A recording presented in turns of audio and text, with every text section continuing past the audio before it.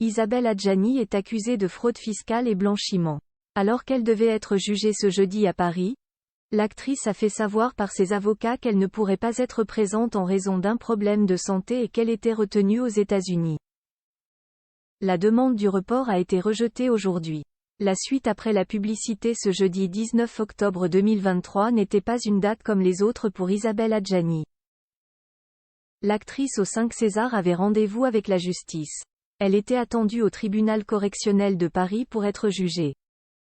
Elle est accusée de fraude fiscale et blanchiment, d'avoir dissimulé une donation en prêt en 2013 et de s'être fictivement domiciliée au Portugal en 2016 et 2017, ce qu'elle conteste vigoureusement.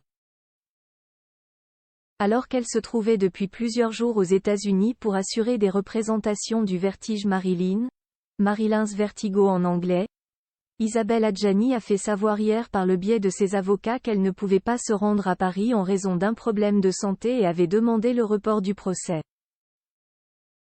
L'artiste n'ayant pas pu prendre l'avion depuis les États-Unis à cause d'une maladie aiguë qui a été certifiée par un médecin new-yorkais, avait indiqué à l'AFP ses conseils, Stéphane Babonneau et Olivier Pardo.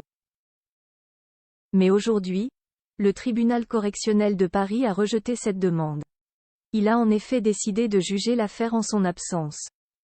En début d'audience, la défense d'Isabelle Adjani a demandé un report du procès, faisant valoir que l'actrice, actuellement aux États-Unis, souffre d'une pathologie aiguë incompatible avec l'avion. Ce n'est pas un refus de complaisance, a plaidé Olivier Pardo, s'appuyant sur un certificat médical. Elle tient à s'expliquer, elle tient à être là. Les avocats ont aussi motivé leur demande du fait de l'impossibilité, pour Mamadou Diagna Ndiaye, de venir témoigner. C'est un témoin essentiel, car c'est le prêteur du prêt discuté, ont-ils affirmé. Le parquet national financier, PNF, s'est opposé à cette requête, jugeant le certificat médical pas circonstancié. J'estime aujourd'hui qu'il y a des raisons de penser qu'elle ne s'est pas mise en mesure volontairement de venir, a déclaré le procureur, qui a ajouté que le témoignage de M. Ndiaye avait déjà été recueilli pendant l'enquête. Après une demi-heure de délibération, le tribunal a rejeté cette demande, considérant qu'il n'était pas suffisamment établi que Madame Adjani avait réellement l'intention d'être présente.